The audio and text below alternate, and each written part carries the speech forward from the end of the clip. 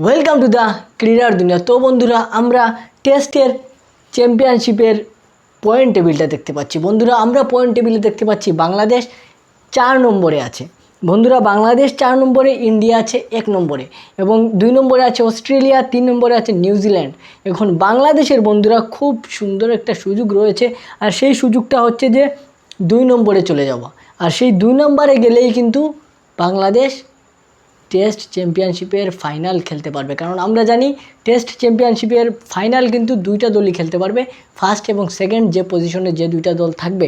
বন্ধুরা, বাংলাদেশের জন্য আমরা যেটা কল্পনাও করতে পারি না, পাকিস্তানে গিয়ে যে সিরিজটা বাংলাদেশ জিতলো, আর এরপরে বন্ধুরা কল্পনার দুয়ারটা উন্মোচন হয়ে গিয়েছে। আমরা আরও বড় স্বপ্ন দেখতেছি। আমরা দেখতেছি যে বাংলাদেশ টেস্ট চ্যাম্পিয়নশিপের ফাইনাল খেলতেছে, আর সেটা তখনই সম্ভব হবে বন্ধুরা। বাংলাদেশের হাতে এখনও 6টা ম্যাচ রয়েছে, আর সেই 6টা ম্যাচই বাংলাদেশ যদি জিতে যেতে পারে, 6টা ম্যাচ যদি বাংলাদেশ জিতে যেতে পারে, তখন তাদের বন্ধুরা পার্সেন্টেজটা 78 বা 70-র উপরে উঠে যাবে।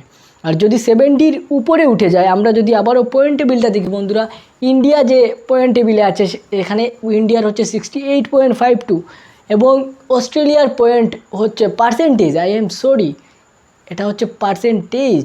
ইন্ডিয়ার হচ্ছে 68.52 এবং অস্ট্রেলিয়ার 62.50। বন্ধুরা, এখন বাংলাদেশের সুবর্ণ সুযোগ রয়েছে, কারণ ইন্ডিয়া এবং অস্ট্রেলিয়ার একটা টেস্ট সিরিজ তাদের মাঠেও, ইন্ডিয়ার মাঠে। সেখানে বন্ধুরা একটা এমন খেলা হবে যে হয়তো ইন্ডিয়া পিছিয়ে যাবে, নয়তো অস্ট্রেলিয়া এগিয়ে যাবে, হয়তো বা অস্ট্রেলিয়া পিছিয়ে যাবে কিংবা ইন্ডিয়া 2 থেকে 1 3-4-এ নেমে যাবে, এটা কনফার্ম।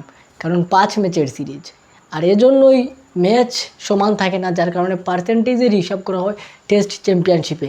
আর বাংলাদেশ যদি তাদের যে 6টা ম্যাচ রয়েছে, 2টা ইন্ডিয়ার বিপক্ষে, 2টা ওয়েস্ট ইন্ডিজের বিপক্ষে এবং 2টা বন্ধুরা আই থিঙ্ক নিউজিল্যান্ডের বিপক্ষে, আমি যদি ভুল না হয়ে থাকি বন্ধুরা।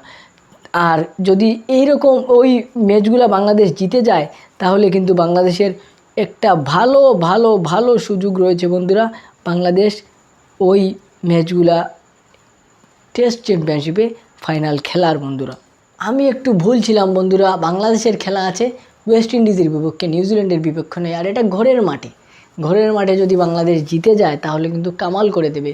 ড্র করলেও কিন্তু হিসাবটা অন্যরকম হয়ে যায়। যদি 4টা ম্যাচও বাংলাদেশ জিততে পারে 6টা ম্যাচের মধ্যে, তবেও কিন্তু আমাদের সুযোগ রয়েছে, আমাদের চান্স রয়েছে যে আমরা টেস্ট চ্যাম্পিয়নশিপের ফাইনাল খেলব। আমরা কিন্তু আশাটা এখন বড় হয়ে গিয়েছে।